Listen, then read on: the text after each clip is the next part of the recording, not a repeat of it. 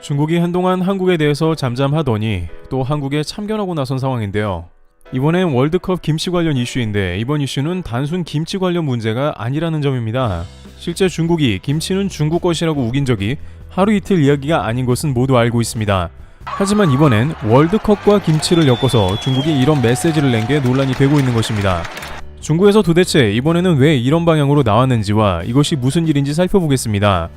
특히 시진핑 사면임 확정 뒤에 이제 내년 취임식을 앞둔 상태에서 어떤 관계가 있다는 예상도 나오는데요. 또한 뜻밖의 중국이 큰 곤란을 겪게 된다는 예상도 일각에서 제기되고 있습니다. 우선 중국은 최근 수년간 한국의 문화와 식음료를 급속하게 탐내는 모습이 나왔습니다. 중국 유튜버를 동원해서 김장을 하는 모습과 함께 드라마에도 김치를 먹는 모습이 등장했습니다. 물론 그들이 먹는 김치는 한국의 그것과는 달랐고 어설프기에 한국에게 웃음거리로 전락했습니다. 하지만 중국은 처음에는 어설프다가 점점 고도로 발전시켜 나가는 집요함이 있는 게 사실입니다.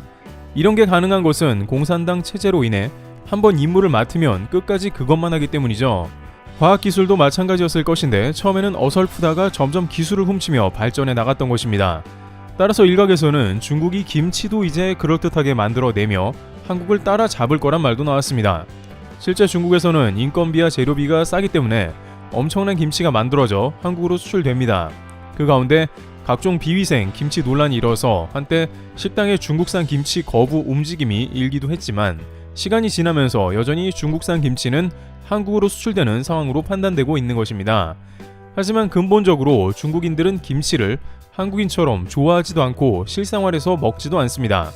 백날 주장해봤자 한국인들처럼 모든 식생활에 김치와 연결된 것은 사실상 찾기가 힘들고 김치로 모든 반찬과 각종 식사를 해서 만들어 먹는 한국을 따라오기도 어렵다는 것입니다. 결국 중국 현지의 교포들에 따르면 사실 중국에서는 실제 김치에 관심도 없다는 반응을 보입니다. 마트에 가면 김치가 있긴 하지만 중국인들보다는 한국인들의 구매가 훨씬 많은 편이고 중국 사람들은 근본적으로 김치가 뭔지도 모르는 경우가 파다하다는 반응을 보이고 있습니다. 그런데 왜 이번에 월드컵 김치를 공수하는 한국팀에게 이런 반응을 보이는지 이해가 안 가는데요. 하지만 뜻밖의 여기에는 전혀 다른 이유가 있으며 중국에서 큰 곤욕을 치르게 된다는 말도 나오는데요. 우선 문제는 바로 금주 한국 선수들이 카타르에 가면서 200kg의 김치가 공수됐다는 글이 나오면서 시작됩니다. 한국인들은 사실 별 관심도 없는 기사였는데 이게 중국 웨이보 등 SNS에 급속하게 공유되기 시작했습니다. 중국 관영 매체 인민망이나 황구시보 등에서는 월드컵 시작 전 한국 선수들보다 김치가 먼저 카타르에 도착했다 라는 기사를 쏟아냈습니다. 갑자기 월드컵과 함께 김치에 초점을 맞춘 기사가 나온 것입니다. 지난 9일 대한축구협회가 농수산식품유통공사 AT로부터 약 200kg의 김치를 받아 카타르 현지에 보냈다는 겁니다. 또한 중국 매체들은 김치에 바뀐 중국어 표기인 신치가 아닌 파오차이 표기를 고수했습니다. 그런데 중국 네티즌들의 반응이 가관인데 이 기사가 수백만 건 이상의 조회와 공유가 되면서 한국은 중국 문화를 모방하고 주작해 자신들의 문화라고 노략질하는 가장 심각한 수준의 국가라 했고 일부 중국인들은 중국 고유의 음식인 김치는 중국 허락 없이 반입을 금지해야 한다라는 등 갑자기 한국이 문화공정을 하고 있으며 중국의 김치를 앗아가고 있다는 걸로 변질된 것입니다. 또한 손흥민과 김치의 썸네일을 만들고 동영상을 제작해서 김치 도둑이라는 내용을 보도하고 있습니다. 언제는 손흥민이 중국 산둥반도에 손오공의 후손이라고 하더니 이제 또 다른 반응인데요.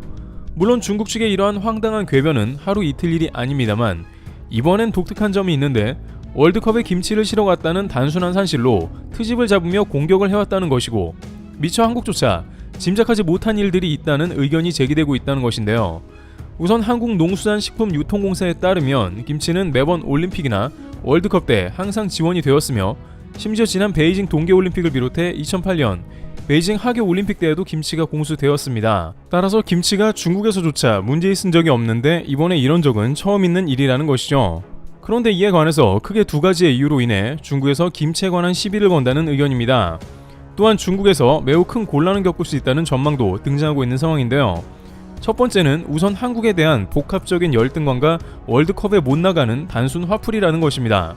서경덕 교수에 따르면 중국 관영 매체가 김치에 관한 기사를 써 논란을 부추기고 중국 네티즌들이 중국이 김치 종주국이라는 댓글을 달게 해 여론을 호도하는 방식의 전형적인 김치 공정 수법을 보여주고 있다고 지적했고 서 교수는 그냥 딱해 보인다고 깎아내렸습니다. 지난 10월 말경에는 아이브의 장원영이 파리에서 비녀를 꽂았다고 중국 문화를 강탈했다고 했습니다. 한국에 관해 무슨 논란거리만 나오기만 하면 시비를 걸고 문화에 대한 주장을 하고 있는 것입니다. 또한 일각에서는 월드컵에 대한 큰 무대에 중국이 제외된 것에 화풀이라는 지적이 있습니다. 중국은 최근 10수년간 한국이 국제무대에서 가장 주목받고 사랑받는 것을 질투해온 상황입니다. 중국은 과거와는 달리 이제 미국과 패권을 다툴 정도로 덩치가 커졌는데 외면받기 일쑤이고, 오히려 한국은 국제무대에서 빠짐없이 활약하고 나서는 국면을 견딜 수 없었던 것이라는 해석입니다. 넷플릭스의 한국 각종 컨텐츠, BTS, 블랙핑크 등 한국의 문화는 곧 아시아의 그것이라 여겨졌고, 이제 손흥민을 앞세워 아시아 대표로 월드컵에 나간다는 것이 예전보다 더 고가워진 것입니다.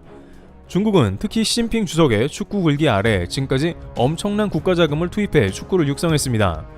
특히 중국 프로리그는 그야말로 빚을 내서 해외에 비싼 선수들을 들여왔지만 소림 축구가 돼버렸고, 최근엔 머리에 니킥을 날리는 장면이 나왔지만 카드 한 장도 안 받는 리그 수준으로 전락했습니다.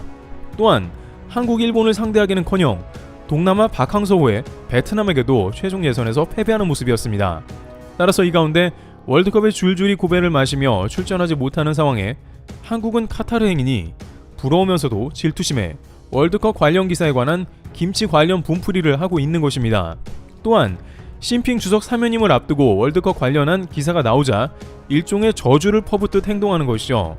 중국이 월드컵에 나갔다면 축제 분위기인데 한국이 김치를 가져가서 분위기를 잡쳤다는 겁니다. 그런데 일각에서는 중국이 월드컵이 시작되면서 뭔가 바람을 잡고 있다는 의견도 들려옵니다. 실제 월드컵 때 중국에서는 매번 심상치 않은 믿을 수 없는 상황이 일어난다고 하는데요. 특히 지난 월드컵 때 중국은 독일과 한조가 된 한국을 농락하는 모습을 보인 바 있습니다. 중국인들은 전부 독일 유니폼을 입고 독일을 응원하며 한국이 패배할 것이라 조롱했습니다. 그런데 중국인들이 독일 유니폼을 입으며 그렇게까지 한국이 패배하기를 바란 원인은 따로 있다고 하는데요. 우선 중국에서는 매번 월드컵 때마다 천문학적인 월드컵 관련 도박이 벌어지고 있습니다. 일부에서만 그러는 게 아니고 상당히 많은 이들이 작은 돈이라도 벌어보자고 움직인다는 것입니다.